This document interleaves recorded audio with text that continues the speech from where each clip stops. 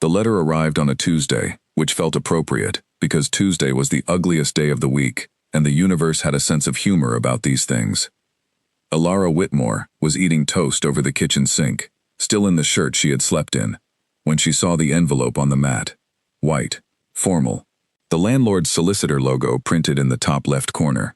She knew before she opened it. She had known for 3 weeks, since Mr. Hargreaves had stopped making eye contact in the hallway, and his wife had started smiling at her, with that particular brand of pity that people reserve for the terminally unwell and the about to be evicted. 60 days. She read it twice, then she folded it in half, put it in the kitchen drawer between the takeaway menus and a broken torch, and finished her toast. The flat was a 2-room affair above a dry cleaner in Headingley, Leeds, and it smelled of chemical solvents on warm days and damp wool on cold ones. Alara had lived there for 4 years. It had a window in the bedroom that let in exactly the right amount of morning light, and a bathroom where the hot water ran reliably for 6 minutes before it went cold. She had liked it here. She had liked the neighbors, the corner shop that stayed open until 10, the way she could walk to work in 20 minutes if she cut through the park. 60 days. She got dressed. Trouser suit, dark navy. The good one, not the court one, because today was a client day, and clients judged you in the first 4 seconds, and she had learned not to hand them any ammunition. She tied her hair back, ate a second piece of toast standing up, and walked to Greer and Hallett Solicitors on Albion Street, where she had worked for 6 years and made associate for the last 2. The office smelled of printer toner and old carpet and the particular staleness of a building that had been occupied continuously since 1987 without anyone ever properly opening a window. Alara found this comforting, in the way you find a reliable old coat comforting. It was not beautiful. It was hers. Oliver Marsh, the other associate, was at the coffee machine when she arrived. "You look like someone ran over your cat," he said. "I don't have a cat." "Someone ran over your hypothetical cat, then." She poured her own coffee and said nothing. Oliver was 29, and had the professional manner of a Labrador retriever, and she liked him enormously, which was why she said nothing instead of something accurate. Her desk was neat in the way that a person's desk is neat when their life outside the office is not. Files stacked in order, post-it notes color-coded, a mug that said, "Keep calm and cite your sources," that her colleague had given her as a joke 3 years ago, and which had become one of the few things she genuinely did not want to lose in a move. She had 60 days to find a new flat in Leeds, on an associate solicitor's salary, in a rental market that had apparently been redesigned by someone who hated people. She opened her email. She closed her email. She opened it again. The first client of the day was a Mr. Aldridge, who wanted to contest his brother's will, and had arrived 20 minutes early, and was sitting in the waiting area, wearing a suit that was too small, and an expression of deep moral injury. Alara spent 90 minutes listening to him explain that his brother had always favored the daughter-in-law, and that the garden tools alone were worth £1,200. She took notes. She did not say what she was thinking. This was the job. After Mr. Aldridge came a phone call, then a title deed issue that took 2 hours to untangle, then a meeting with Douglas Greer, who was 63 and had the manner of a man who had eaten ambition for breakfast every morning for 40 years and still found it sustaining. "Estate file," Douglas said, pushing a folder across the desk. "Ashworth Holdings. The landowner wants to transfer a portion of the estate to a charitable trust. There's an entailment clause from 1882 that may block it. I need someone to find a way through." Alara opened the folder. "Ashworth," she said, "as in North Hollow?" "8th Duke of it. Edmund Ashworth." Douglas said the name with the particular flatness of a man who had learned not to be impressed by titles. "Old money. Northern estate. The charitable trust is for affordable housing on the southern section, about 400 acres.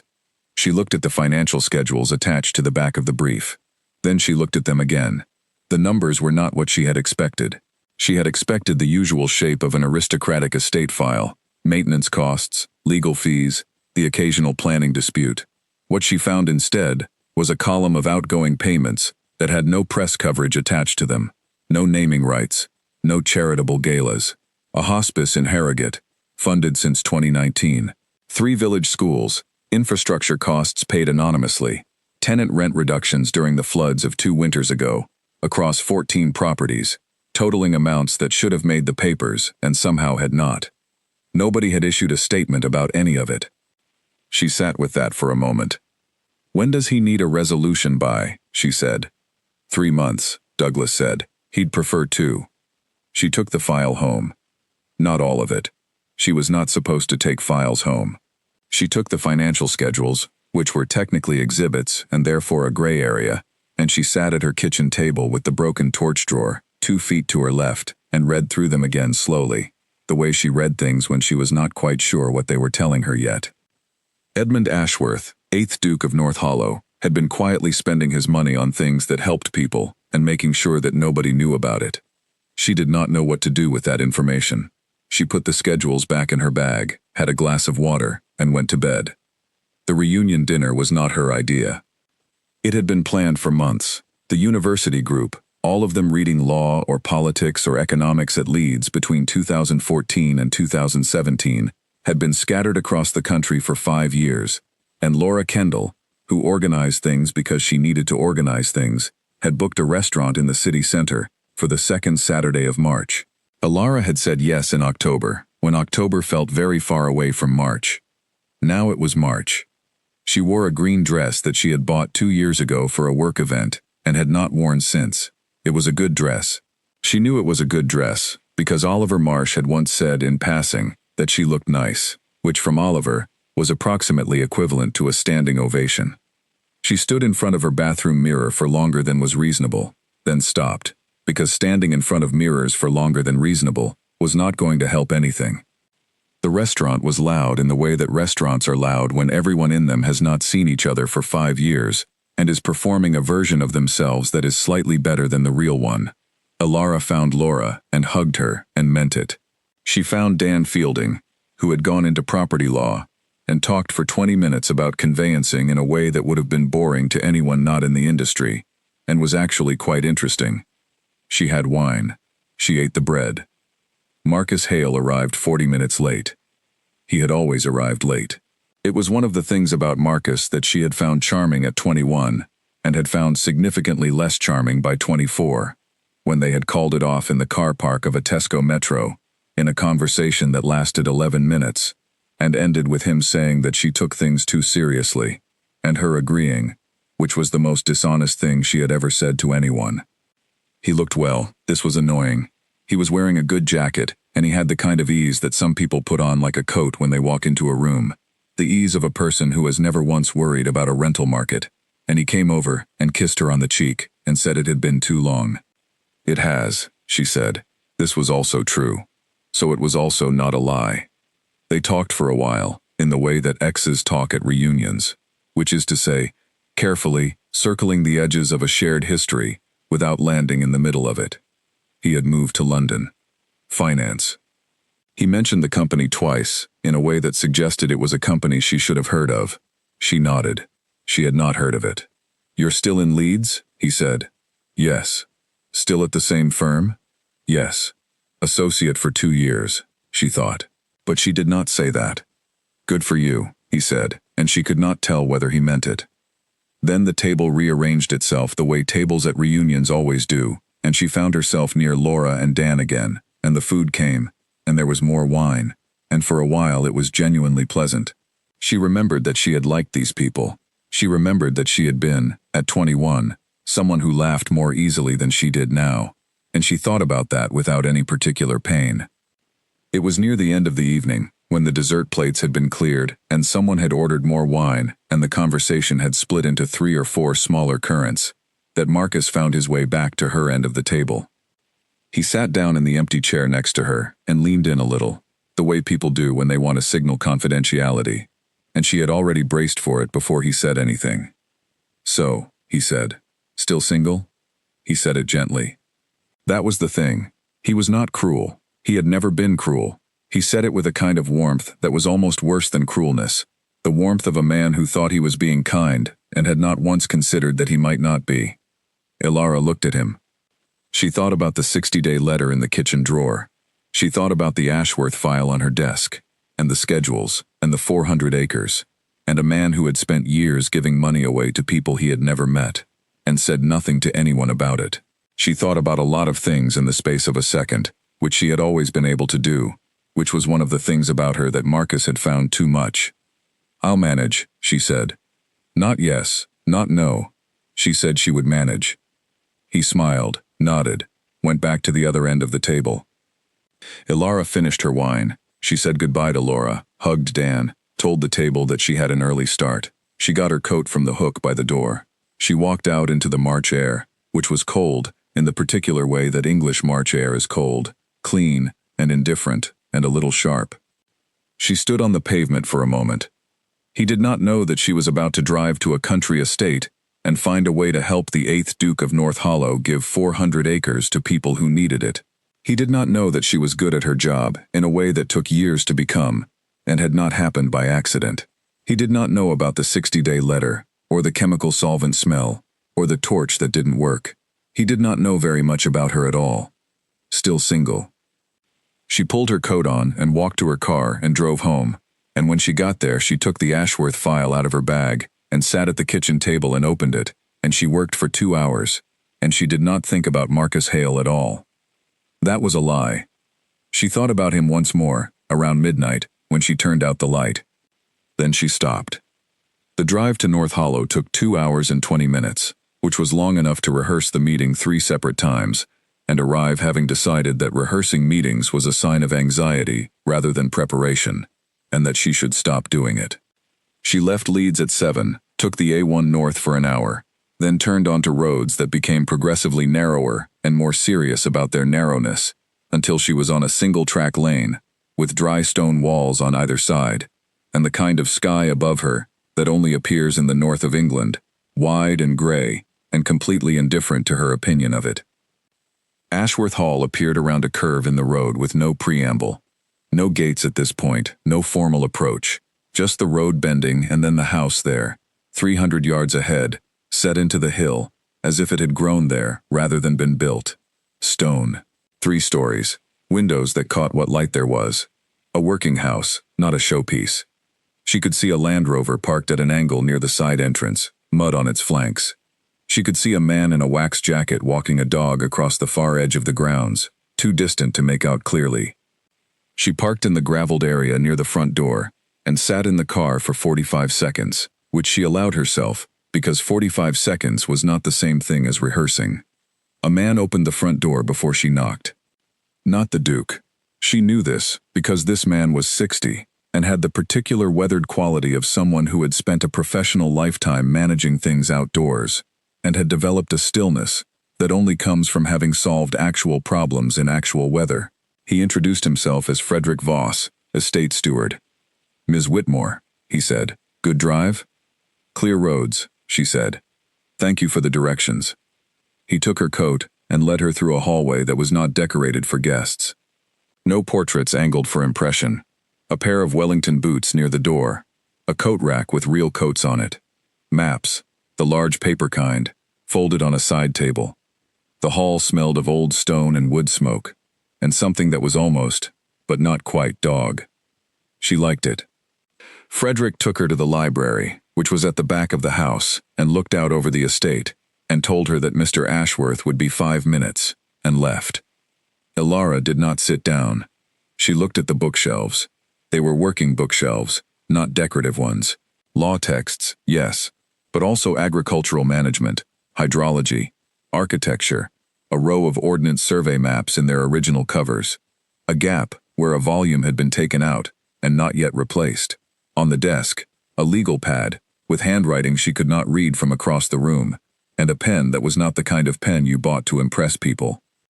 She was looking at a map of the Ashworth estate, Yorkshire Lake District boundary, the 400 southern acres marked in pencil, when the door opened. Edmund Ashworth was not what she had expected, which was her own fault for having expectations. She had expected the Duke, not cruelly. She had expected the thing that the word Duke carried with it, the particular combination of ease and obliviousness that a certain kind of English upbringing seemed to reliably produce, the quality of a man who had never once in his life had to calculate whether he could afford something. She had expected, if she was honest, someone slightly difficult to talk to. He was tall, not aggressively so, but enough that she was aware of it. He was wearing a collared shirt and trousers, and looked as though he had been working at the desk rather than preparing to meet her, which she noted. He crossed the room with the measured walk of someone who was used to covering ground, shook her hand, said he was glad she could make the trip. "Please," he said, gesturing to the chairs near the window. They sat. Frederick appeared from somewhere with tea, set it on the low table between them, and disappeared again. Edmund Ashworth looked at her the way people look at you when they are actually listening and not simply waiting for their turn to speak. She had been in enough meetings to know the difference. "The entailment clause," he said. 1882, she said. "Your great-great-grandfather's terms. It restricts transfer of any portion of the estate outside the direct line of inheritance. Charitable trusts were not a category in the original deed. They were not common instruments then. So it blocks the transfer." On its face, yes, but there is some room. She opened her file. The clause was written specifically around land sale. A transfer to a charitable trust is not a sale. That distinction may hold. He was quiet for a moment. "And if it doesn't?" "Then we look at whether the entailment itself can be varied by the court. There is a mechanism. It's not straightforward, and it's not fast, but it exists. How long for the straightforward route first? 6 weeks to research, 4 to argue if it goes to dispute, maybe 10 weeks total if no one contests." "Who would contest?" She looked at him. "Your trustees, your family solicitors, anyone with a beneficial interest in the estate remaining whole." He nodded, in the manner of a man making a note in his head, rather than a man surprised. "What do you need from me?" he said. This was the question that told you whether someone understood what you did or not. Most clients in his position asked her to tell them what she was going to do, and then waited to see if she was right. Edmund Ashworth had asked what he could do to help. The original deed, all of it, not just the excerpt I have, and the 1934 title variation, if there is one, because sometimes there's a variation that modified the terms and was never properly indexed. "Frederick will get you those today.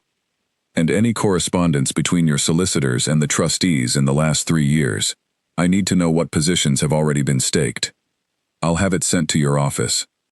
They talked for another 50 minutes. He asked precise questions.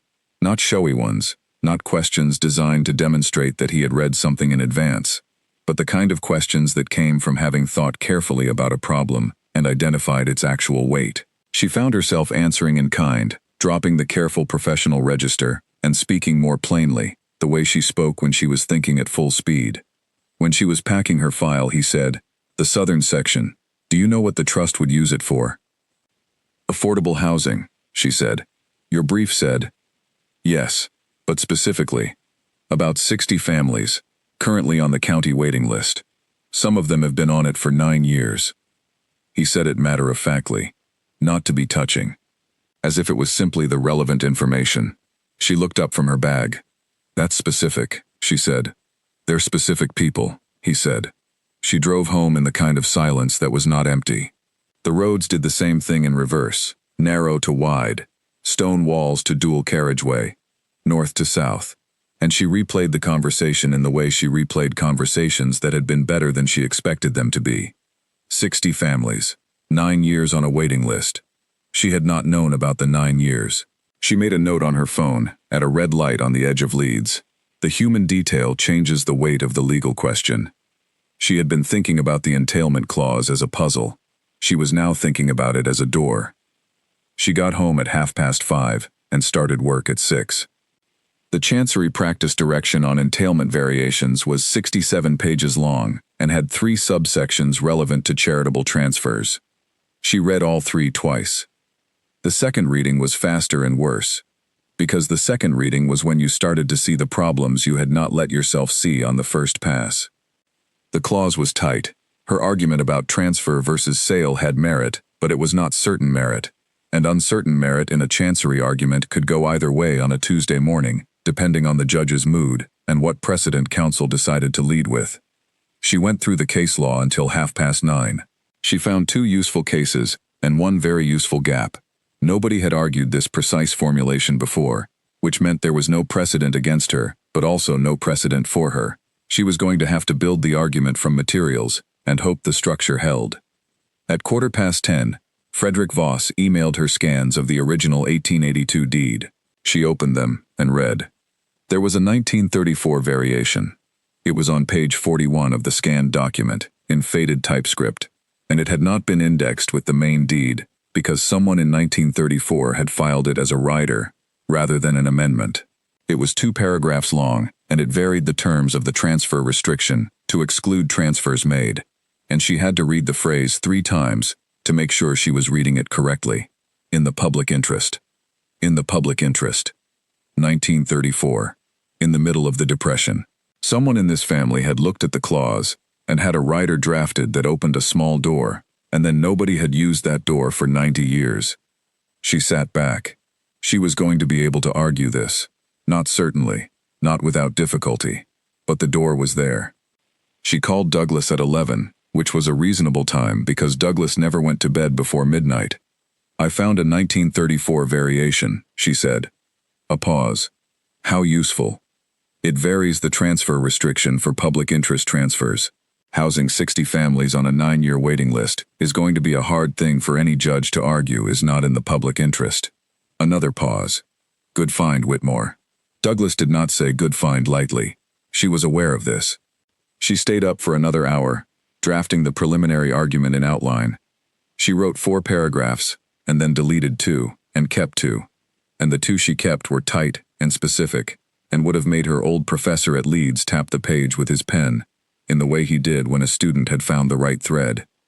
At midnight she made toast, ate it standing at the kitchen sink in the dark, and thought about the gap in the bookshelves where a volume had been taken out and not replaced, and a man who knew the names of 60 specific families, and a door in a document from 1934 that nobody had used. She was going to use it. She went to bed at 1:45 and slept without much trouble. The next morning she wrote to Edmund Ashworth's estate address, formally, a letter rather than an email, because some things deserved paper. She outlined the 1934 variation and her preliminary reading of its scope. She said she would need 3 more weeks before she could give a probability assessment. She said the research was progressing. At the bottom of the letter, below the formal close and her name, she wrote 1 additional line. Thank you for telling me about the 9 years. She almost crossed it out. Then she sent it as it was. 3 weeks became 4. Not because the research stalled, because the closer she looked at the 1934 variation, the more it gave her. And giving was the more dangerous thing, because generous evidence makes you thorough, and thorough makes you slow. She found Merton v. Holloway Estates, a 1934 Chancery case, from 3 months after the rider had been drafted, which suggested that someone in the Ashworth family had known exactly what they were doing when they added the public interest clause, and the someone had been anticipating precisely the kind of legal landscape that was now being tested. She sat with that for a long time. She also found Wyndham v. Creswick Trust, 2001, which went against her argument on 2 of the 3 points she was planning to lead with. She did not share this with Douglas immediately, which was not dishonest, it was processing time, and she had learned the difference between lying to a client and taking an extra 24 hours to understand a problem fully before describing it. She drove back to Ashworth Hall on a Thursday in April. The trees had come in since March. The lane was different now, green on both sides, and the stone walls had that specific quality that English stone walls have in spring, as though they had been waiting patiently for the season to catch up with them and were now mildly satisfied. She noticed all of this and made herself stop noticing, because noticing the scenery was what you did when you were avoiding preparing for a difficult meeting. Frederick met her at the door again. She had communicated with him 4 times over the 3 weeks by email, and had come to understand that he was the actual operational intelligence of Ashworth Hall. He knew where everything was. He knew the schedule. He knew, she suspected, the answer to most questions before they were asked, and he simply waited for the questions to arrive so he could answer them in the correct order. Edmund was in the library again. Same chair. Different shirt, same quality. He was reading a document when she came in, and he finished the paragraph before he looked up, which she respected. Ms. Whitmore, he said. Alara is fine, she said, and was mildly surprised to hear herself say it. He nodded. Edmund. She sat down. Frederick brought tea. She opened her file.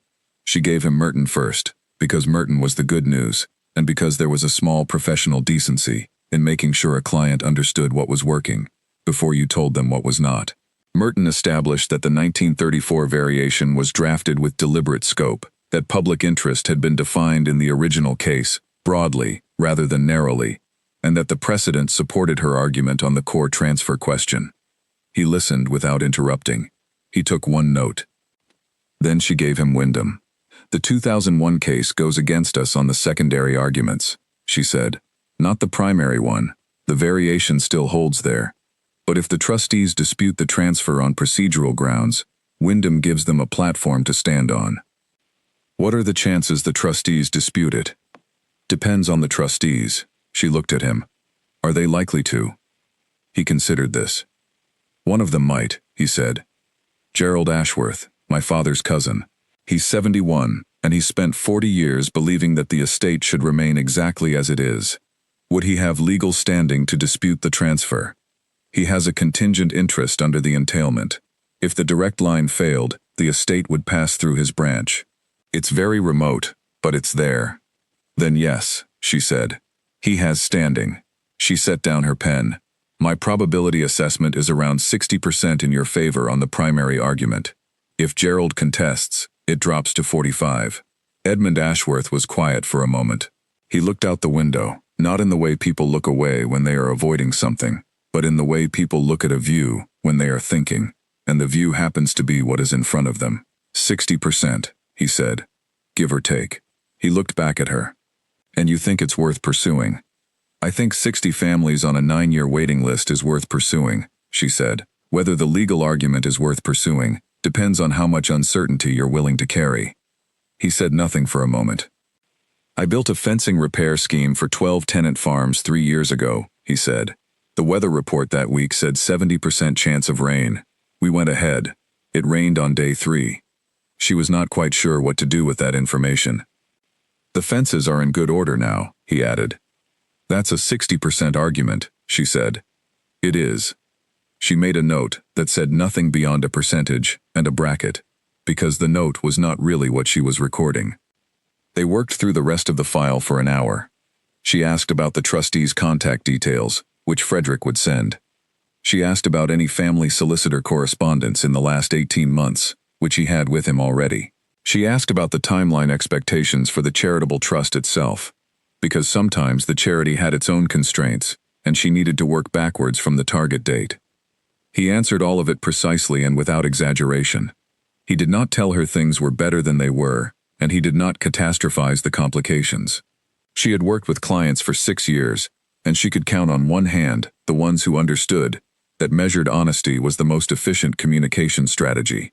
Near the end of the meeting, he said, with no particular change in tone, "May I ask you something unrelated to the estate?"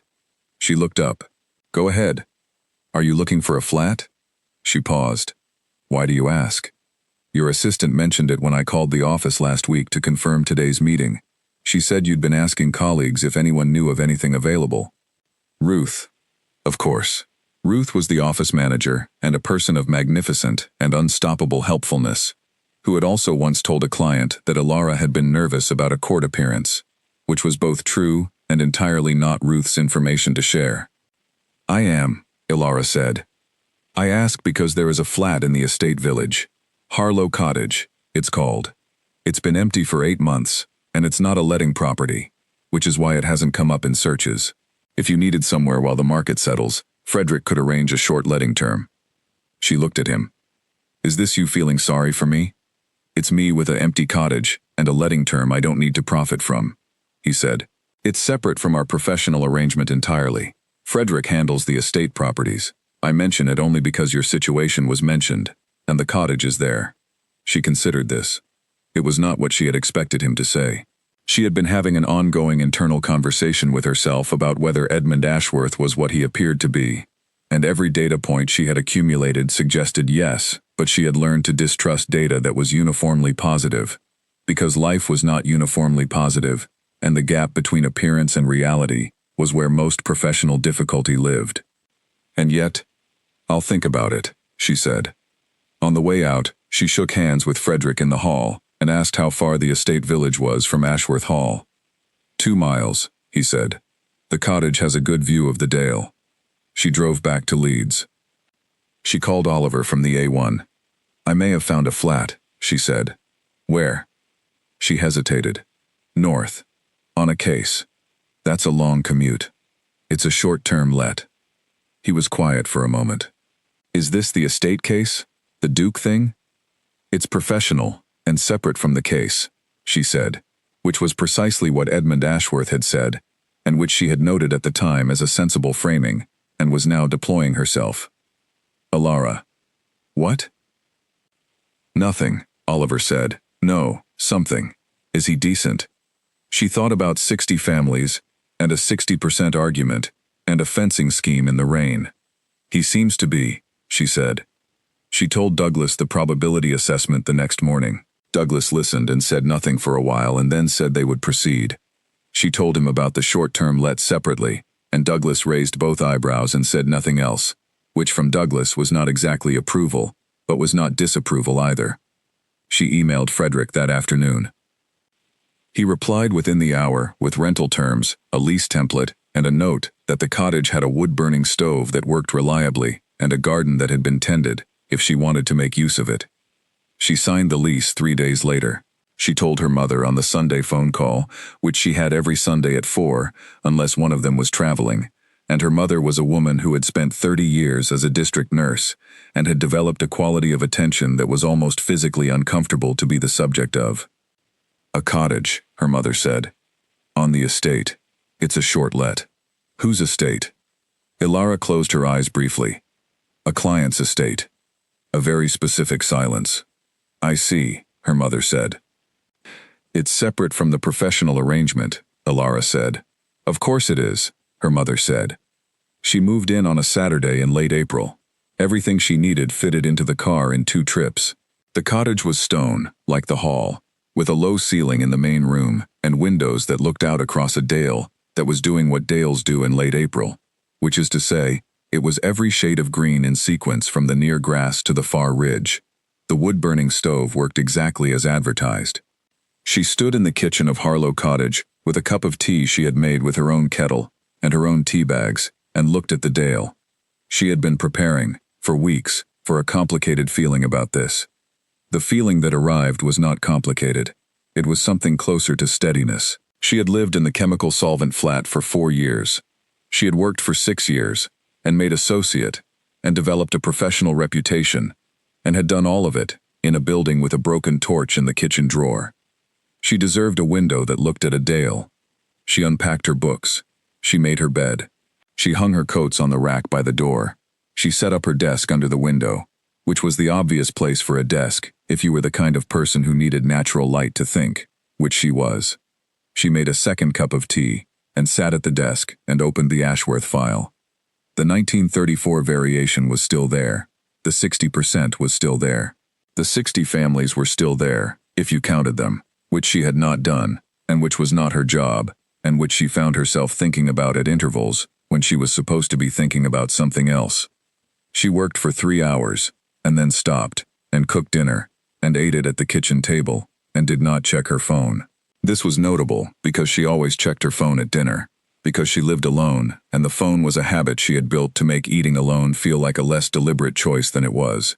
She did not miss it. The Chancery search took 11 days. Ilara filed the preliminary documentation, organized the supporting exhibits, built the argument from the 1934 variation outwards, and then back through Merton to the original 1882 deed, and produced 32 pages of legal analysis that she was, quietly, proud of. Not vainly proud. The quiet kind, where you read something back and think it is as good as you are currently capable of making it. She walked the file to the post office in the estate village on a Tuesday morning, because she trusted physical copies more than digital submission on cases of this weight, and the postmaster was a man called Arthur, who knew the cottages and knew Frederick, and asked after the view from the dale, without any apparent awareness that the question was slightly too personal, and she found she did not mind. She had been at Harlow Cottage for 3 weeks. The days had developed a rhythm she had not planned, and had not expected to be as workable as it was. She woke early, which she had always done, and worked for an hour before breakfast. She walked to the hall twice a week to use the estate's document scanner and the high-speed line, and she saw Edmund Ashworth in passing on most of those mornings, in the hall or the kitchen corridor, often carrying something, always mid-task. He never stopped her for longer than a minute. He would ask one question about the case, and she would answer it, and they would both continue in their respective directions. She had told herself, when she moved in, that this was a professional arrangement with a convenient housing outcome, and that the two were separate. She had done a reasonable job of believing it. Then Douglas called on the Friday of the third week, and she knew from the 3-second pause after she answered that the news was not the good kind. Wyndham held, Douglas said. She was at the kitchen table. She set down her pen. The Chancery Judge, he said. He reviewed the preliminary filing and issued a pre-hearing note. He thinks Wyndham applies to the procedural argument. He's invited Gerald Ashworth's counsel to submit. Gerald contested? His solicitor filed last week. Gerald thinks the variation is too broad. He would, she said. Can you work around Wyndham? She thought. Maybe. The 2001 case turned on how the trust was constituted. The Ashworth Charitable Trust isn't constituted the same way. If I can argue the factual distinction clearly enough, what are the odds now? She closed her eyes. 45. Maybe 40. A pause. Then Douglas said, "The Duke needs to know. I'll tell him." She walked to the hall that afternoon. She did not call ahead. Frederick let her in, read her face, and led her to the library without being asked. Edmund was at his desk. He stood when she came in. She told him about Douglas's call. She told him about the Chancery Judge's note, and Gerald's filing, and the new probability. She told him clearly and without softening it, because a man who had agreed to proceed on a 60% argument deserved to know when it became 40. He listened. He was quiet for what felt like a long time, but was probably 40 seconds. "What do you need to turn 40 into something better?" he said. "I need to distinguish the Ashworth Trust from the Wyndham Trust on at least 2 factual grounds. That means I need a detailed accounting of how the charitable trust is constituted, who the named beneficiaries are, what the governance looks like. I'll get you everything. And I need the original 1934 trustee minutes," she said, "if they exist. Sometimes they were kept, sometimes not. If someone recorded the reasoning behind the public interest rider at the time, that's as close to legislative intent as I can get." He looked at her. "Frederick," he said, without turning around. Frederick, who had been standing by the door in his quiet way that suggested he had always been there, said, "I know where the 1934 records are." Of course he did. They spent 2 hours in the estate archive, a room off the kitchen corridor that smelled of old paper and that contained 3 generations of careful record-keeping in green ledger books and brown paper folders. Frederick located the 1934 trustee minutes in the 4th box they opened. They were handwritten, 12 pages long, in a hand that was precise and had clearly been educated before abbreviation was considered acceptable. The minute for October 14th, 1934, was a paragraph and a half long. It said, and Alara read it aloud to check her understanding, that the public interest rider had been added specifically to ensure that the land could not be used, even in principle, as a buffer against the trust's obligations to tenants and the surrounding community. That the word community had been used deliberately to extend beyond the immediate estate. That the rider was not a concession, but an intent. Not an intent, an intent. She looked at the page. "This is it," she said. Frederick nodded, as if she had confirmed something he already knew. She photographed every page on her phone. She photographed the box number and the date codes on the folders. She sat on a footstool in the archive and drafted 3 paragraphs in her notebook that she knew were going to be the core of the argument, the spine the rest of the analysis would sit on. Then she went back to the library, where Edmund was still at his desk, and she put her notebook down in front of him and showed him what she had written. He read it carefully. "That's the argument," he said. "Yes." "Will it work?" "More than 40%, she said. "More than 60, maybe more than that." He sat back. She had never seen him look anything other than contained, but for a moment, something shifted slightly. Something in the set of his shoulders that was not quite relief, but was the thing relief looks like, in a person who has not been counting on relief. "Good," he said. She picked up her notebook. "There's something else," she said. "Something I want to be clear about." He waited. Gerald's filing. If this goes to a full hearing, Gerald will make it about the estate's integrity. He'll argue that transferring land sets a precedent that undermines the entailment as a whole. The judge may sympathize. And the best counter to that argument is not legal. It's personal. She looked at him steadily. "I can argue the law. But a judge who sees a duke choosing to give 400 acres to people who have been waiting 9 years, with documented intent from 1934, and no personal benefit to speak of, that picture is more persuasive than any point of law I can make." Edmund said nothing. "I'm not asking you to perform generosity," she said. "I'm asking whether you're willing to let the record reflect it." He looked at her. Then he said, "The record can reflect what is true." "Good," she said. She walked back to the cottage in the early evening, through the estate lane, with her notebook under her arm and the last of the spring light on the dale to her right. She was thinking about the October 14th minute, and about intent, and about a man who had said the record can reflect what is true, as though this was the most obvious thing in the world. She was also thinking about what Oliver had asked her on the phone 3 weeks ago. Is he decent?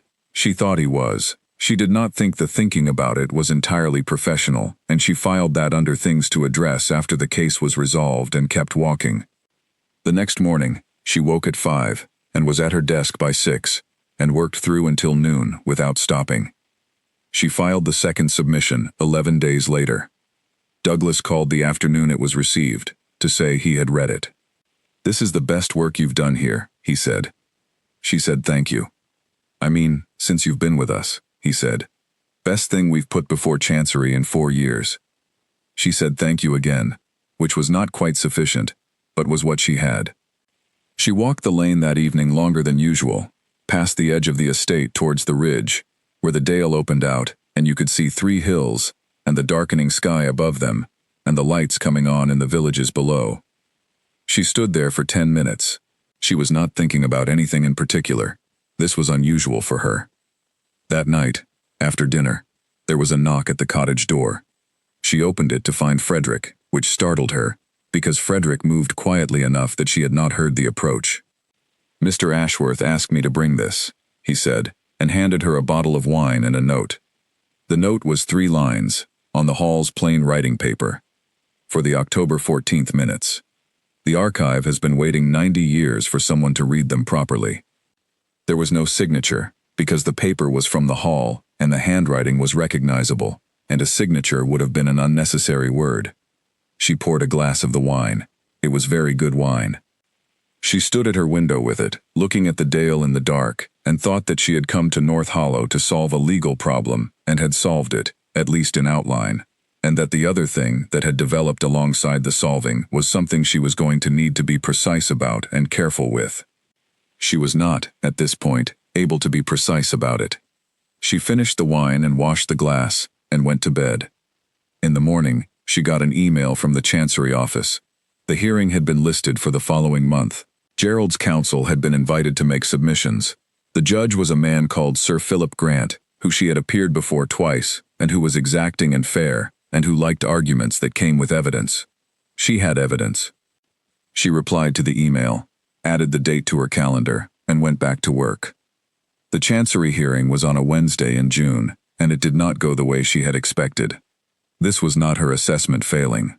This was something else, something that happened in courts sometimes, where the legal argument is sound and the evidence is complete, and the judge is fair, and it still does not land the way the structure of the argument suggested it would, because the law is an instrument built by people, and people are imprecise, and a courtroom is a room. Sir Philip Grant listened to her argument for 40 minutes. He asked 4 questions, each of which she answered clearly. He listened to Gerald Ashworth's counsel, who was called Mr. Bracewell, and who was 60, and experienced, and led with Wyndham in the way she had expected, and then pivoted to a constitutional argument about the entailment's role in the estate's structural integrity, that was, she admitted only to herself, well constructed. The judge reserved judgment. Not a refusal, not a ruling against her, reserved. Which meant he was thinking. Which meant the argument had not failed but had not won either. Which meant she drove back from London on Wednesday evening, with the case, in an unresolved position that she could neither advance nor repair until the judgment came. She stopped at a service station on the M1 and bought a coffee she did not drink and sat in the car park for 7 minutes, thinking about Wyndham and Sir Philip Grant's expression when Bracewell made the structural integrity argument and what she could have said differently and whether it would have changed anything. Then she drove the rest of the way north. She had told Edmund about the hearing by email. He had replied with 3 sentences that were characteristic of him. He thanked her for the preparation, noted that reserved judgment was not a refusal, and asked if she needed anything further from the estate in the interim. She had replied that she did not think so, but that she would be in touch. She was in the cottage for a week before she saw him. He found her, actually. She was at her desk on a Monday morning when there was a knock at the door, and when she opened it, he was standing there with 2 mugs of tea, which was not something she had expected. Frederick made too much, he said. This was clearly not true, because Frederick was not a man who made too much of anything. She stepped back from the door and let him in. He set a mug on the desk beside her files and looked at the view through the window. The Dale is at its best this time of year, he said. I've noticed. She sat back down. He took the other chair, the one against the wall that she had moved there when she first arrived, because the layout without it felt unbalanced. He wrapped both hands around his mug, which was a thing she had not seen him do before, and for a moment, he looked less than the composed, measured person she had spent 3 months working with. Tell me what actually happened, he said. She told him, not the reassuring version she had given in the email.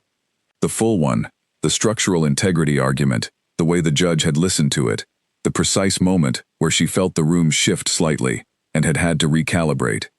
He listened without interrupting. Bracewell is good, she finished. He's not wrong. The structural integrity argument is weak as law, but it has an emotional logic that courts sometimes follow. What does reserved judgment mean in practice? It means Sir Philip Grant is going to think about it carefully and write something that accounts for both arguments. It doesn't mean we've lost. But it doesn't mean we've won. No, she said. It doesn't. He looked at the Dale again. Then he said, Gerald came to see me after the hearing. She waited. He's not a bad man, Edmund said. He's frightened. He grew up believing that the estate was the family's protection, that as long as the land was whole, the family was protected from the things that happened to other people. He can't see that the land is not what it was in 1882, and that protecting it isn't the same as protecting the people who live on it. Elara said nothing. This was not a legal question. He sat in my study for an hour, Edmund said. He talked about our grandfather. He talked about what the estate meant when he was a child. He paused. He was not trying to be difficult. I know, she said. I think he thinks I'm selling something, rather than building something. She set down her pen. Are you worried the judgment will go against you? He looked at her. I'm worried about 60 families who have been waiting for 9 years, he said. That's what I'm worried about. She had been expecting him to say something about the estate, or the legal outcome, or what Gerald thought. Edmund, she said. He looked at her. If the judgment goes against you, there are other routes. Slower, harder, but they exist. He nodded, in the way of a man who has already considered this and has simply been waiting for someone to confirm it. They drank their tea. After a while he said, with no particular setup, I have a problem, and it has nothing to do with the estate. She waited. There is a county land registry matter, he said. A strip of land on the eastern boundary, contested between the estate and a neighboring property. It's not large, 2 acres, but the neighbor's solicitor has filed a boundary claim, and the estate solicitor has misread the original OS mapping. Your estate solicitor? He's been with the family for 30 years, Edmund said. He's thorough and careful, and he has misread the mapping. I noticed it last week. You've reviewed OS mapping yourself? I've been managing this land since I was 24, he said. I know the boundary. Send me the file, she said. He looked at her. That's a separate matter. You're already managing the Chancery case. Send me the file, she said again. I'll review it and tell you whether it needs a specialist or whether it's something the estate solicitor can correct if someone points him to the right reference. He looked at her for a moment longer than was strictly necessary. Then he said, "Thank you." She turned back to her desk. "The judgment will come," she said. "Sir Philip Grant doesn't sit on things for long." He stood. He picked up his mug. He went to the door and stopped. "Why did you become a solicitor?" he said.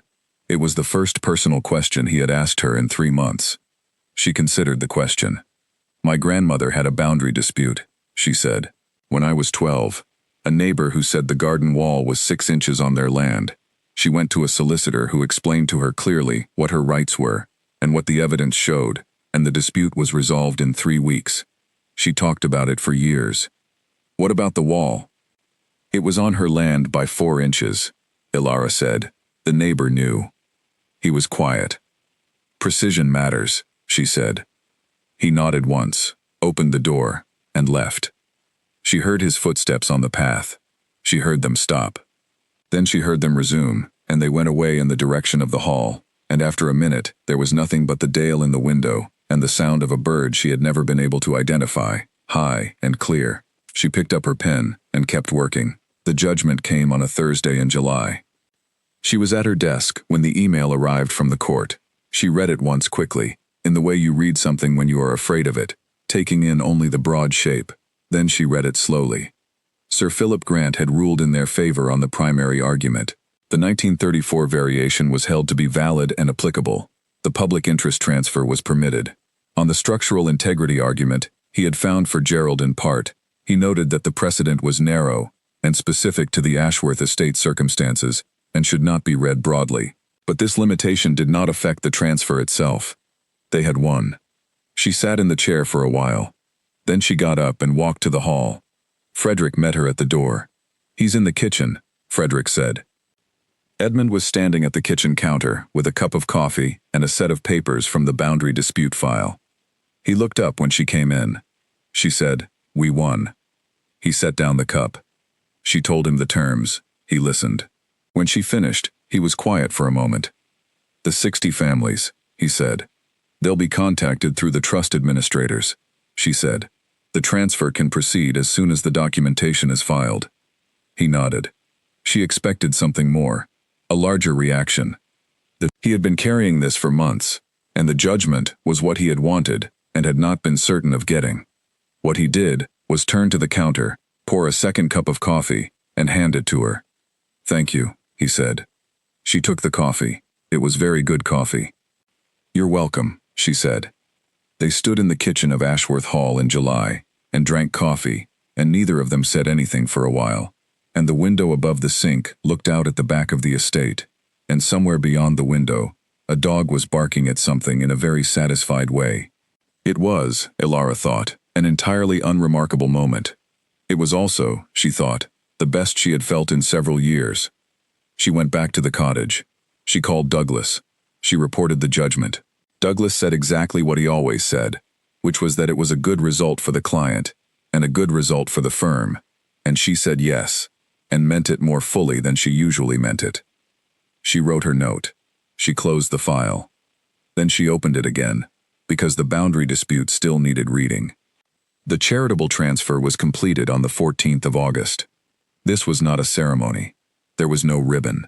The documentation was filed with the land registry on a Tuesday morning, countersigned by the trust administrators, and the land became what it had been intended to become. Ilara knew the date because she had a note in her diary, and when the date came she was at her desk in the cottage, working on a conveyancing matter for a different client, and she wrote "transfer complete" in the margin of her legal pad, and then went back to the conveyancing. She had not planned to stay at Harlow Cottage beyond the initial 3-month term. She renewed the lease in September. This was not a dramatic decision. The market in Leeds was still difficult, and the cottage was sensible, and the work from Greer and Hallett could be managed by email, and the twice-weekly drives into the office, and Douglas had made a sound about it that was approximately the sound of a man who was not going to object as long as the work continued to arrive on his desk on time, and in the condition it had always arrived in. The boundary dispute was resolved in 6 weeks.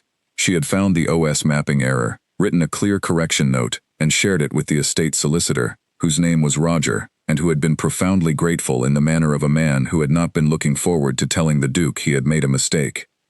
Roger began copying her in on estate correspondence after that. She had not asked him to. She noticed it happening and said nothing.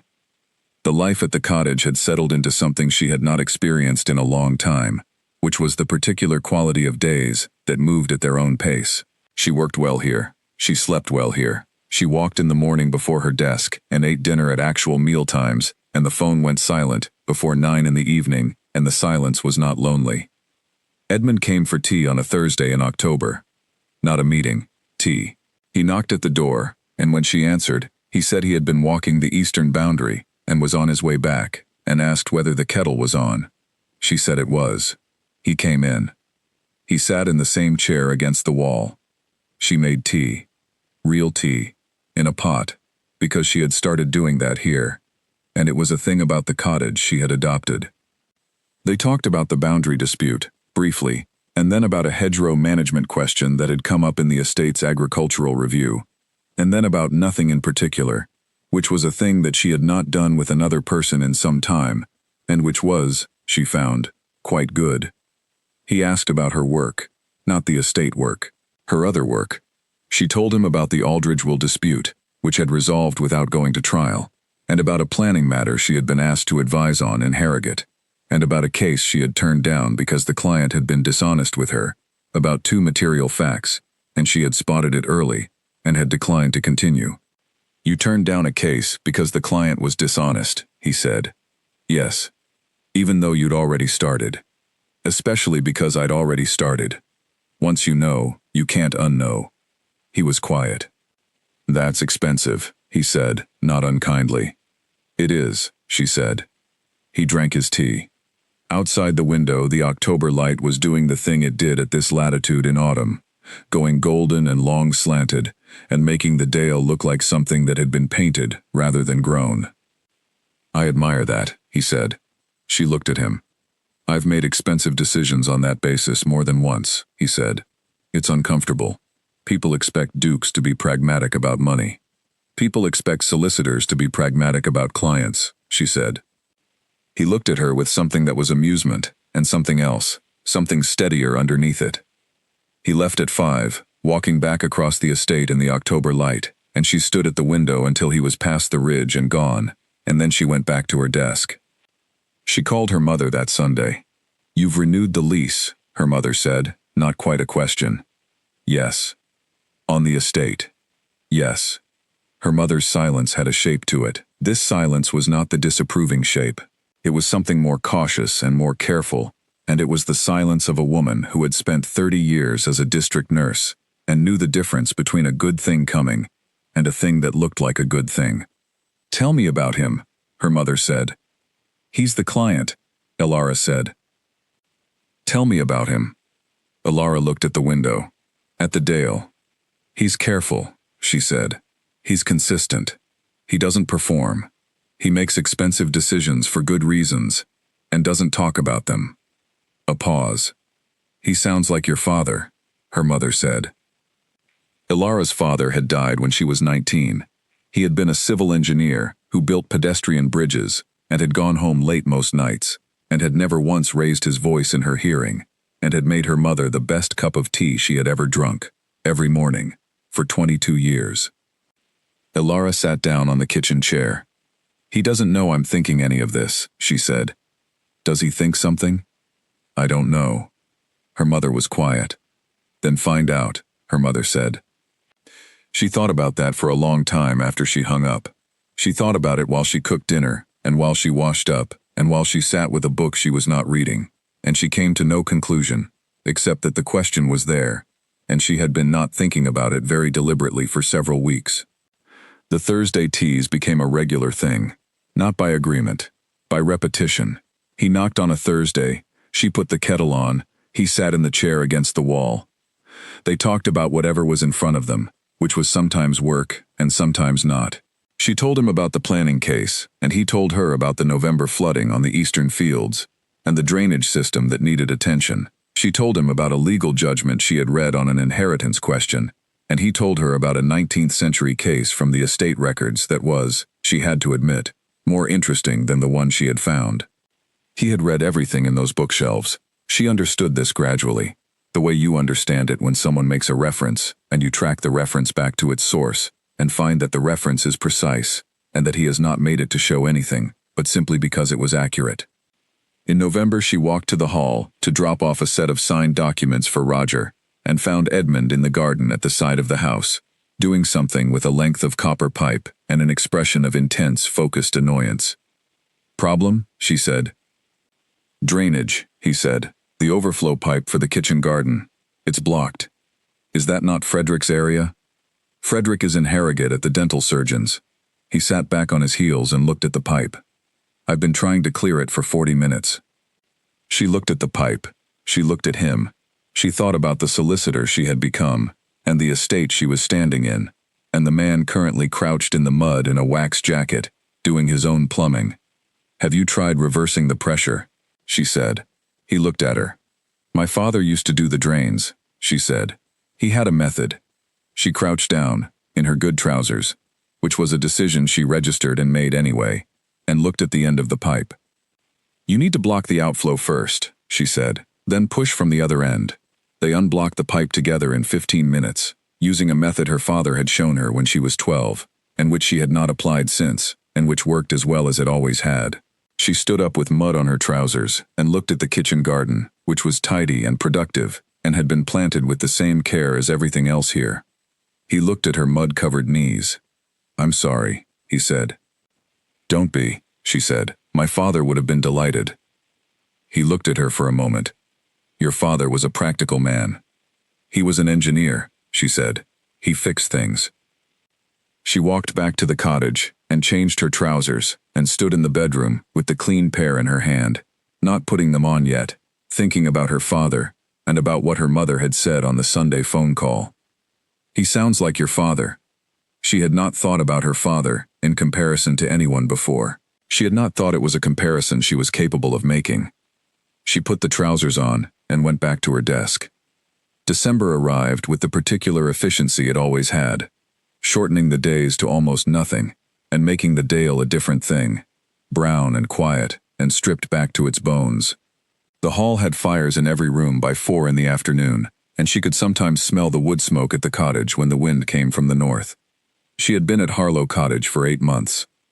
On the second Thursday of December, Edmund knocked on the door and came in, and sat in the chair, and for a while they talked about nothing in particular, and then there was a quiet in the room that was different from the other quiets, less settled, and she recognized it, because she had been living near the edge of it for weeks. He said, "I want to ask you something." She waited. "I'm going to ask you plainly," he said, "because I don't think you want it any other way. Go ahead." He looked at the window, at the Dale. "There is a requirement," he said, "attached to a trust that my father established. It's archaic. It should not be a factor in how I manage the estate, and for most purposes it isn't. But in the coming year, there is a significant asset review that the trust administrators have insisted on, and one of the conditions the trust sets is—" He stopped. "Is what?" she said. "That I am married," he said. "Or in the process of becoming married. By the end of the first quarter." She was very still. "There is a clause," he said, "in the trust deed, written by my grandfather in 1961. He was a man of his era. The intent was that the estate's principal should be settled and stable. The trust administrators have never enforced it before, because it has never been relevant. It is now relevant. And if you're not married by the end of the first quarter," she said, "the trust suspends its support for the estate's operational costs for 2 years, which would not ruin the estate, but it would stop the charitable foundation's work for the same period." She said nothing. "The 60 families have moved in," he said. "The foundation is midway through 3 more projects. A 2-year suspension would not destroy them, but it would cause significant harm to people who are waiting for things that are already in progress." She understood. She understood exactly. "I'm asking you," he said, looking at her directly, "whether you would consider a contract arrangement. A formal marriage, on clearly agreed terms, which we could end after the asset review period if you chose to. You would have full legal counsel. The terms would be whatever you needed them to be." The fire in the stove made a sound. Outside the Dale was dark. "Why me?" she said. "Because I trust you," he said. "Because you are already here. Because I know who you are, and I know it is not an act. Because I think you are the only person I know who would take this seriously and manage it with complete integrity, and not use it for any purpose beyond what was agreed." She looked at him. "And because," he said, more quietly, "if there is any person I could imagine in this role, it is you." The cottage was very quiet. She did not say yes or no. She said, "I need to think." He nodded. He stood. He went to the door. "I know what I'm asking," he said. "Take the time you need." He left. She sat in the chair against the wall that was usually his chair, with the fire in the stove and the dark dale outside, for a long time. She thought about the 60-day letter and the chemical solvent smell and a reunion where someone had asked her a question that turned out to be the smallest thing in the room. She thought about the October 14th minute from 1934 and 60 families and a copper pipe in a kitchen garden and what her mother had said. She thought about what she wanted, which she had not done properly in some time. In the morning, she called her mother. She told her the whole thing. Her mother listened without interrupting, which meant she was paying very close attention. "What do you want to do?" her mother said when she finished. Alara looked at the window, at the dale. "I want to say yes," she said. "Then say yes," her mother said. She walked to the hall after breakfast. Edmund was in the library. She opened the door and stood in the doorway. "Yes," she said, "but I want to draft the terms." He looked at her, and something in his face that had been held carefully in check moved, just slightly. "Of course," he said. She drafted the terms herself, which was the only sensible arrangement given that she was a solicitor, and he was not, and she was precise about it, in the way she was precise about everything that mattered. The agreement ran to 14 clauses. Clause 1 defined the duration. The marriage was to be treated as active for the purpose of the trust's asset review, which was scheduled to begin in February and conclude by the end of March. Clause 2 established financial separation. Alara would retain all earnings, savings, and property independently. Clause 3 addressed shared residence. She would move from Harlow Cottage to a set of rooms in the east wing of the hall, which had a separate entrance and was effectively a self-contained apartment, and the arrangement would be private and practical, rather than theatrical. Clauses 4 through 8 dealt with professional representation, public appearances, and the question of what the world would be told, which was that they had married. Not a lie, but also not a performance. They would be what they were. They would not perform more than the situation required. Clause 9 said that either party could end the arrangement with 30 days written notice after the asset review was concluded. Clause 10 said that neither party would use the arrangement for any financial purpose beyond the trust's stated requirements. Clause 11 said the terms would be reviewed at 6 months if both parties wished. She read it back twice, found 3 places where the language could be tightened them, and brought the document to the library on a Monday morning. Edmund read it. He read it the way he read everything, completely and in order, and asked 4 questions that were all intelligent, and none of which required changing anything, just clarifying the intent behind clauses 3 and 9. He signed it. She signed it. Frederick witnessed. That was, she thought, the most practical thing she had ever done, which was how she wanted to think about it. The register office in the nearest market town was a low stone building that looked like it had been a bank in a previous century and had maintained the same level of institutional gravitas. The registrar was a woman called Helen who had been conducting ceremonies here for 17 years and who shook their hands and asked whether they had rings. They had rings, simple ones, gold. Frederick had arranged them. The ceremony was 11 minutes long. Helen read the words. Alara said the words. Edmund said the words. Helen signed the register.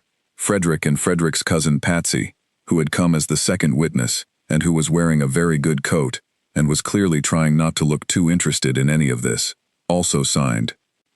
Alara's signature was the same as it always was.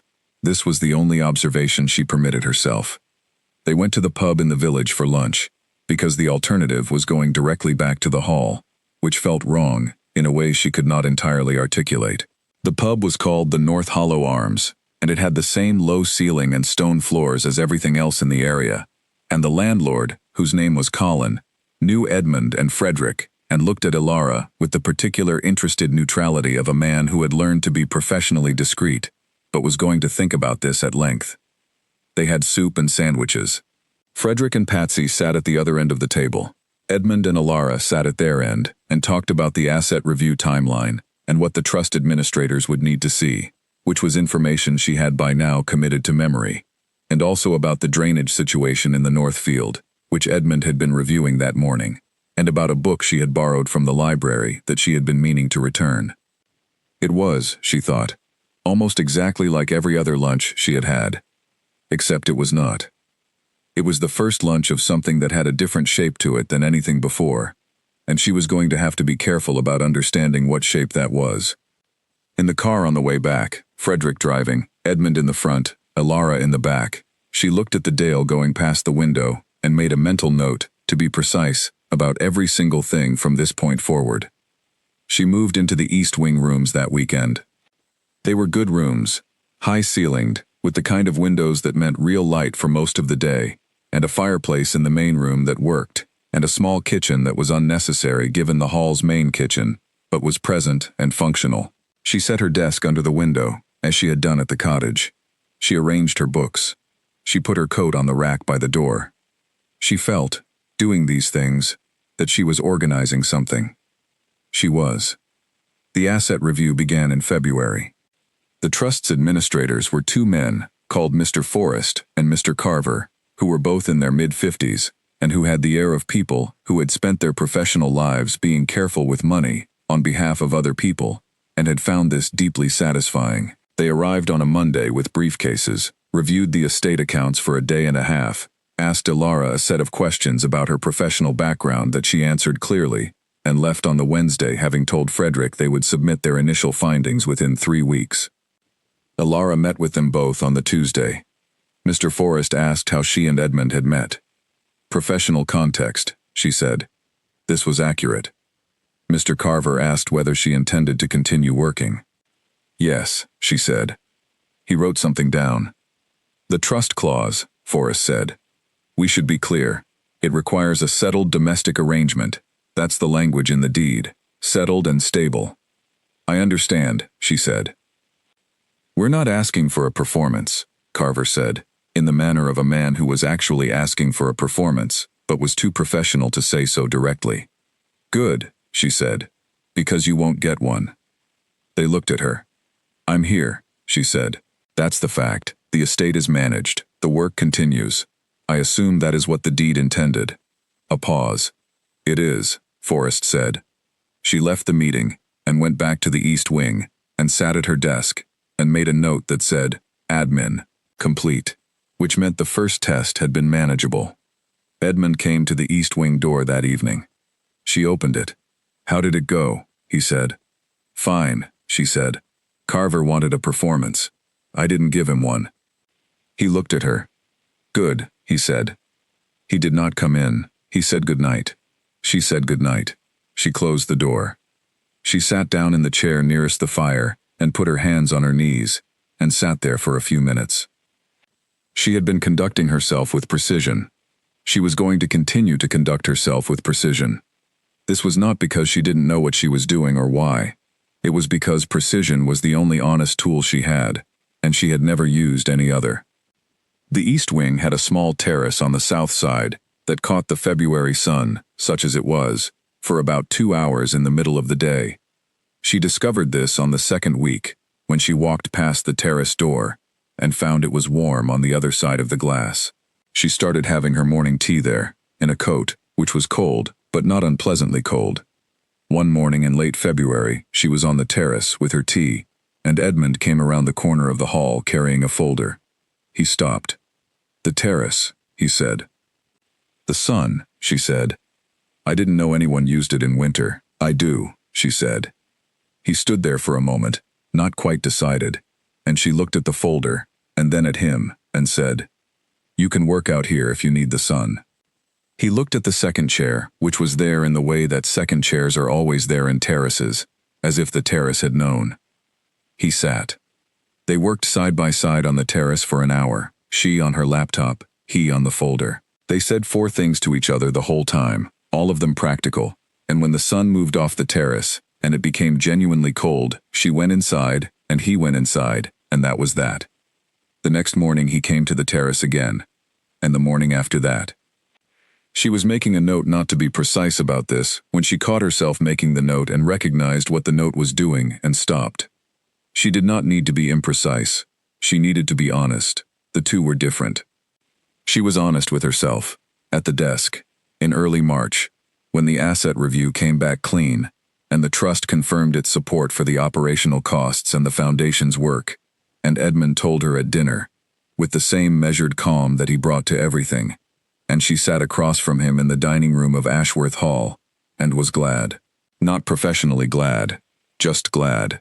For the 60 families and the foundation, and for him. She filed the fact of being just glad, and kept eating. The foundation gala was in April. It was held at a large house called Newbridge, which belonged to the County Land Trust, and was used twice a year for events, and it was the foundation's annual gathering of donors, partners, and the organizations the foundation supported. Elara had been aware of it since she read the financial schedules in February of the previous year. She had not expected to attend it. She wore a navy dress she had bought in Leeds on a Thursday when she had gone into the city for a client meeting, and had walked past a shop and stopped. She did not usually stop at shop windows. She bought the dress in 11 minutes, which was a record. She came home and put it on and stood in front of the East Wing mirror and thought, "This is fine." Edmund saw it when she came downstairs, and looked at her for a moment longer than he usually did, and said, "You look very well." She said thank you. They drove to Newbridge in the Land Rover, which was Edmund's vehicle of choice for everything, because the Land Rover was useful rather than impressive, and she had stopped finding this surprising. The room was full of the kind of people who come to this kind of event. She had met some of them through the Chancery case, others she recognized by description. There was a woman called Catherine Rollins who ran the Affordable Housing Trust. There was a man called Gerald, who she knew was Gerald Ashworth, who shook Edmund's hand and did not look at her until Edmund introduced her, and then looked at her very directly. "My wife," Edmund said. "Elara." Gerald shook her hand. His hand was dry, and his grip was careful. Mrs. He stopped. "Elara is fine," she said. He looked at her for a moment. Then he said, "Edmund told me you found the 1934 minutes." "I did. I should tell you," Gerald said, "that I did not enjoy the hearing." "I imagine not," she said. "But the judgment was correct," he said. He said it with the particular difficulty of a man for whom that admission had taken months to arrive. Philip Grant got it right. She looked at him. "Thank you for saying so," she said. He nodded once and moved away. Edmund had been in conversation nearby during this exchange. She felt him come to stand beside her after Gerald left. "What was that?" he said, quietly. "Gerald telling me the judgment was correct," she said. Edmund was quiet for a moment. "That's the first time he's said that to anyone," he said. She looked at him. "You did something there," he said. "I don't know what exactly." "I let him say it," she said. "He needed to say it. He just needed someone to receive it properly." Edmund was looking at her in a way she recognized now as attention, his specific version of it, the kind that came from a person who was actually present in a room, rather than performing presence. "I see," he said. She moved through the evening the way she moved through events she had not entirely wanted to attend, which was to engage fully, because half engagement was more tiring than full engagement and produced worse results. She talked to Catherine Rollins about the Housing Trust for 20 minutes, and was genuinely interested. She talked to a man called Philip, who ran a schools program in the Foundation's Northern District, and found out that the schools Edmund had been funding since 2019 had improved their results by a measure that Philip cited with the restrained excitement of someone who did not want to overstate it, and couldn't quite help himself. She was standing near the windows with a glass of water, listening to a woman describe the community response to the first housing development on the southern section, when Edmund came to stand beside her again.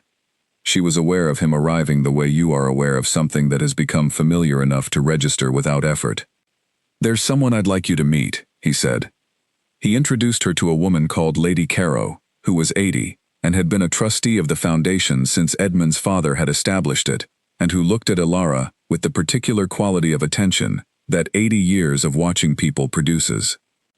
Edmund tells me you found the key to the Chancery argument, Lady Caro said. The 1934 minutes were already there, Ilara said. I just read them. Lady Caro looked at Edmund. She's deflecting, Edmund said. I'm being accurate, Ilara said. Lady Caro made a sound that was a laugh, but shorter, more economical. I like her, she said to Edmund, as though Ilara had briefly left the room. I know, he said. He sounded, she thought, quietly pleased. Later in the evening, near the end, when the room had thinned and the caterers were beginning their preparations to reset, a woman Ilara had not met came up to her and said, in the direct way of someone who had decided to be direct, "You know, people say the Duke only married you to sort out the trust." She looked at the woman. She was perhaps 50, with the confidence of someone who had attended these events for long enough to feel entitled to her opinions. People say a great many things, Ilara said. He's a very private man, the woman said. He doesn't let people in easily. It surprised a lot of people. Ilara said nothing. What I mean is, the woman said, are you happy here? The directness of the question was different from the beginning of the conversation. It was actually a question, not a challenge. Yes, Ilara said, and the word arrived without her checking it first. The woman studied her. Good, she said, and walked away. Edmund appeared at her shoulder moments later.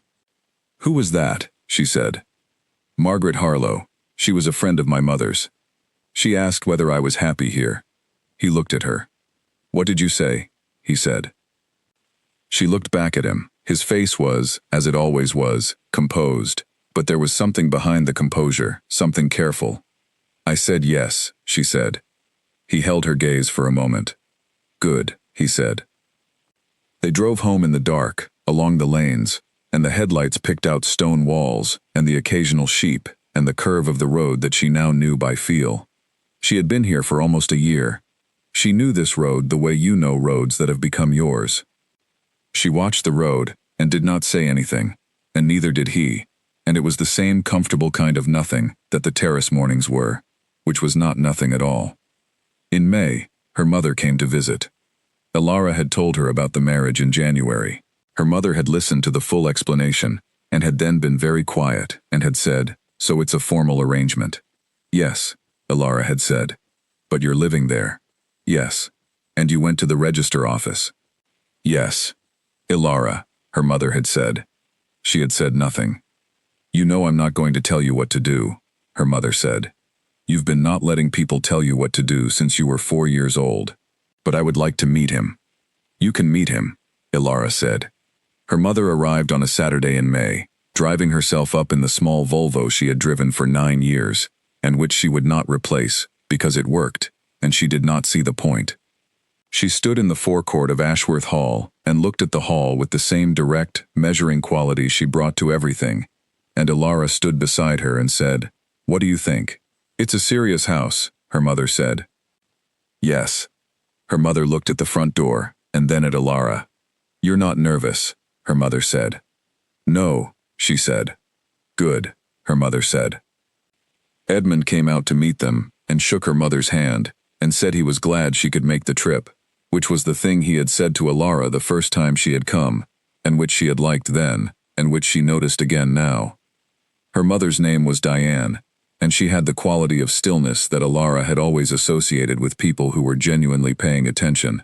She asked Edmund questions about the estate and the foundation and the drainage issues and the cattle, because there were cattle, on the north section, which Ilara had known about but had never particularly thought about, and he answered all of them directly and without exaggeration.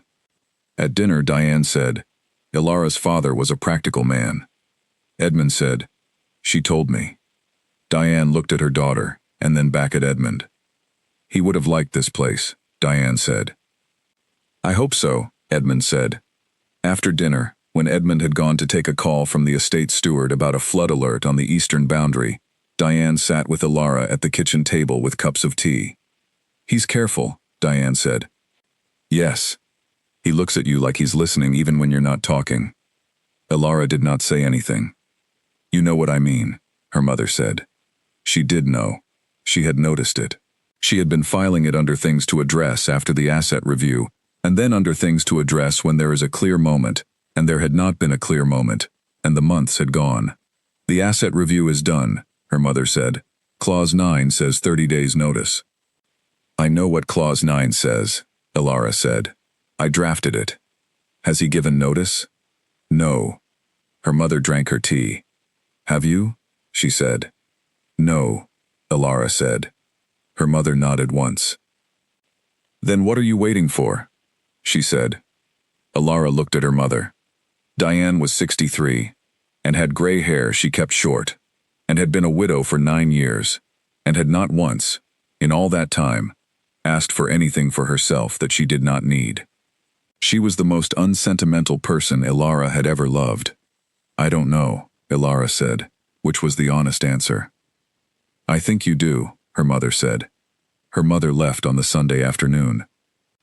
Ilara stood in the forecourt watching the Volvo go down the lane until it was gone, and then she stood there a while longer, with the May air on her face and the hall behind her, and she thought about Clause 9. 30 days written notice. The asset review had been complete for 2 months. Either of them could have filed, neither of them had. She had been treating this as a logistical oversight rather than a communication. Her mother had pointed out, with characteristic efficiency, that this was not what it was. She went back inside. She did not go to find Edmund. She went to the East Wing, to her desk, to the file she had been working on before her mother arrived, which was a complex commercial lease matter that needed careful reading. She worked for 2 hours. She was, she knew, very good at working when she needed to not think about something else. At 7, Edmund knocked on the East Wing door. Dinner, he said. They ate in the kitchen, which was where they always ate, unless there was company, because the dining room was beautiful and cold and better suited to the events it had been built for than to 2 people eating soup in the evening. He had made it himself, which he often did, because he could, and because Frederick went home in the evenings, and he did not see the point of formal arrangement for simple meals. She watched him set the bowls on the table. She thought about Clause 9. My mother asked whether we'd filed notice, she said. He looked at her. Had she read the agreement? He said. I told her about it in January. He sat down. He looked at the soup. Then he said, No, I haven't filed. I know, she said. Have you wanted to? He said. No, she said. A pause. I should tell you something, he said. She waited. The agreement I gave you, he said. The original copy. The one you signed. Yes. Clause 9, in the copy I kept, is different from the one you drafted. She was very still. How different, she said. He looked at her with the most careful expression she had ever seen on a composed man's face. Mine says terminable after 6 months, he said. Yours said 30 days, at any time after the review. She looked at him. You had it changed, she said. I had it removed from your copy, he said, not mine. I wanted you to have the full option. I didn't want you to feel bound. But I also, he stopped. My copy says 6 months because I thought, if I was honest with myself, that 6 months was the minimum, the time it would take to know. To know what? She said. He looked at her. She knew what. You didn't tell me, she said. No. That's a material variation in a legal document, Edmund. I know. She sat back. The kitchen was quiet. The stove was warm.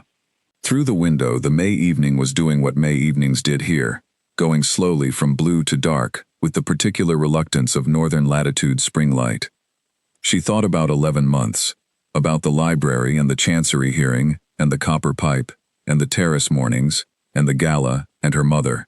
She thought about Clause 9, and what it meant that she had not filed it. She thought about what she had told Margaret Harlow, when Margaret Harlow had asked whether she was happy. I should be angry, she said. Yes, he said. She was not angry. Edmund, she said. Yes. I'm not going to file Clause 9, she said. He looked at her. She looked back at him, very steadily, in the way she looked at things she had decided about. I want to stay, she said. The kitchen was very quiet. Then he said, Good. Just that word, just good. in the same level tone he used for everything important, the tone that was not flat but measured, not restrained but precise. She picked up her spoon. She ate the soup. After a while she said, "The soup is very good." "Thank you," he said. They ate. That was all. That was exactly enough. She called her mother in the morning. "You were right," she said. "I usually am," her mother said. "What happened?" She told her about Clause 9. Her mother was quiet for a long moment. "He altered a legal document," her mother said. "He did. And you're not angry?" "No. Because," her mother said. "Because I know why he did it," Ilara said. A pause. "Your father once signed a waiver on a bridge inspection without telling me," her mother said. "In 1993. He said he didn't want me to worry. I found out 6 months later." Ilara waited. "I was furious for about 4 days," her mother said. "Then I understood." "How long did that take?" 4 days, her mother said. "Some of us need a bit longer." Ilara smiled. This was rare enough that she noticed it. "Is it settled then?" her mother said. "Yes," Ilara said. "I think it is." The second reunion was Laura's idea again. Same group, different restaurant, same second Saturday in October. Ilara received the invitation email in June and sat with it for a week before she replied yes, because saying yes to things she was uncertain about was still not her first instinct, and she had decided some time ago to stop being annoyed at herself for that. She told Edmund. He was at his desk. He looked up from whatever he had been reading. "The university group," she said. "Reunion dinner, October. Do you want to go?" he said. "Yes," she said. He nodded. That was the conversation. He did not ask follow-up questions. He did not ask whether Marcus would be there, which he did not know about, because she had not told him about the March dinner a year and a half ago, or about Still Single. She had told him about the reunion, but not the detail. It had not seemed relevant. She told Oliver in September, when she was in Leeds for a case. Oliver was drinking bad office coffee, and looked at her with the expression he had had for the last year, which was approximately the expression of a man who wanted to say, "I told you so," but had enough self-awareness to know she would not receive it well. "Are you going with him?" Oliver said. "No," she said. "It's a dinner with university friends. It's not a formal occasion." "Does he know?" "He knows about the dinner." Oliver drank his coffee. "Ilara," he said. "What?" "You've been married to the man for 10 months. I know how long I've been married, Oliver. I'm just saying." He set down the mug. "You could bring him." "It's dinner with university friends," she said. "He has the estate drainage review that weekend." Oliver gave her the look. "He does," she said. She drove to Leeds on the second Saturday in October, and parked near the restaurant, and sat in the car for 3 minutes, which was not 45 seconds, and which she noted, and decided was acceptable given the circumstances. Laura was the first person she saw when she walked in. Laura hugged her and said she looked brilliant, and asked about the North, because people always asked about the North when you moved to it, as though it required explanation. Ilara said it was very good. This was accurate. Dan Fielding was there. A woman called Claire who had been in the economics year. A man called Ben who had read law with her and was now in commercial property, and talked about leases with the enthusiasm of a man who had found his correct occupation. She talked to all of them, and was glad to see them, and genuinely meant it.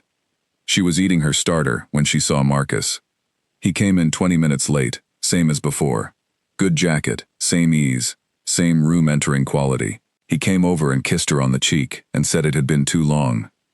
"It has," she said. He sat at the other end of the table for the first part of dinner, and she talked to Claire and to Ben, and the food was good, and the wine was not bad, and she was quite comfortable. Near the end of dinner, the table rearranged the way it always did, and Marcus came to sit near her, and she looked at him and thought, "Here we are again." "You look well," he said. "Thank you, you too." He asked about work. She told him about the estate work, in general terms, the Chancery case, and the charitable foundation. He listened with the particular quality of listening that meant he was waiting for a detail he could respond to, rather than taking in the whole. "Still in the North?" he said. "Yes." "Leeds?" Further north, she said. He nodded. He looked at the table. Are you? He started. Her phone lit up on the table. Edmund's name on the screen. She looked at it. She picked it up. He had sent. Home safe? She typed back, not yet. Dinner. Back late. A pause. Then, good. The drainage review is done. Northfield looks much better. She put the phone down. Marcus was looking at her. Sorry, she said. Work? He said. No, she said. He waited. My husband, she said. She said it without any particular emphasis. Not a revelation, not an announcement, a fact, the way all the relevant facts were simply facts. Her husband had texted to ask if she was safe. She had replied. The Northfield drainage was improved. Marcus blinked. Something crossed his face, a brief recalibration, the expression of a person updating a model they have been running with incomplete data. You're married, he said. Yes, she said. He was quiet for a moment. When? January, she said. Which was not exactly right, but was the month she had said yes, and was close enough. I didn't know, he said. No, she said. He looked at her. Who? He said, and then he seemed to decide this was not a question he had the standing to ask. He manages an estate, she said, in the north. She did not say the word Duke. She did not say the word North Hollow. She did not say anything about the hall, or the foundation, or the 60 families, or the October 14th minute from 1934. She said, he manages an estate in the north, and this was entirely true and entirely sufficient. She picked up her wine glass. I hope you're well, Marcus, she said. And she meant it. He looked at her for another moment, and then he said yes, and she said good, and the table shifted again, and she found herself talking to Dan about a planning dispute in Sheffield, which was actually quite interesting, and Marcus went back to his end of the table. Laura came to sit with her near the end of the evening. You look different, Laura said. Different how? Laura considered this. Settled, she said. Not in a boring way. I don't know how to explain it. Like you've worked something out. I've worked several things out this year, Ilara said. The estate? Laura said. Partly. Laura looked at her. Laura had known her since they were both 18 and reading first-year contract law and sharing lecture notes. Is he good to you? Laura said. The question was the same as the one Margaret Harlow had asked, differently phrased, differently motivated, equally real. Yes, Ilara said. Laura nodded. Good, she said. That's the one thing.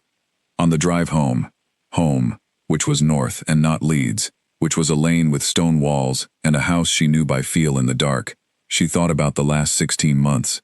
She had been handed a file. She had found a door in a 1934 document. She had argued a 60% case, and won. She had moved into a cottage with a view of a dale. She had said yes to something she had examined from all sides, and understood precisely, and had chosen anyway. She had made the east wing into something with her books on the shelves, and her desk under the window.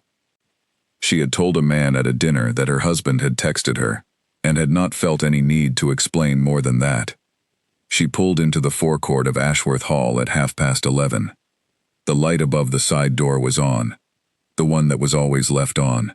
Edmund's study window had a light in it too, which meant he was still working, which was entirely normal. She sat in the car for 30 seconds, not 45. She had got better at this. She went inside. He was at his desk. He looked up when she came to the door of his study. Good evening, he said. Good, she said. Quiet. He nodded. She stood in the doorway for a moment. The drainage, she said. You said the Northfield looks much better. It does, he said. The flow rate is back to where it should be. Good, she said. She went to the kitchen. She made 2 cups of tea. She brought them back. He looked at the second cup. Thank you, he said. She sat in the chair across from the desk, the one that was always there when she came to his study, which had also not been arranged by any agreement, and simply was, like the second terrace chair and the morning walk and the kitchen dinners. She wrapped her hands around her mug. Marcus was there, she said. He looked at her. He asked whether I was still in Leeds, she said. I told him I'd moved further north. He asked who texted me, and I said my husband. He was quiet. How was that? He said. She thought about it, the word husband, said into a restaurant dinner without ceremony, 2 words of explanation and then moving on to something else. Simple, she said. It was very simple. He looked at her. She looked back. She had been honest with herself on a cold afternoon in December about what it was she actually wanted, and then she had said yes at the East Wing door, and the months since had been the months of something growing in the way good things grow, not dramatically, not all at once, but in the way that stone walls grow in the field, accumulated, each piece placed with care. She was not going to be dramatic about it now. I like it here, she said. I know, he said. I didn't plan to. I know that too, he said. She drank her tea. The hall was quiet. The study was warm. The light outside the window was the October dark, deep and rural and complete. She thought about the 60-day letter in a kitchen drawer, and a reunion dinner, where someone had asked a small question that had since become irrelevant. She thought about a girl who had eaten toast standing at a sink and had driven north to solve a legal problem and had found considerably more than a solution. She thought, I am exactly where I am supposed to be. She did not say this out loud. She did not need to. She finished her tea. She said goodnight. He said goodnight. She went to the East Wing and brushed her teeth and got into bed and listened to the estate settle around her, the old stones and the fires going out, and the occasional sound of an animal somewhere in the dark. She slept well. She had been sleeping well for months, and she was no longer surprised by it.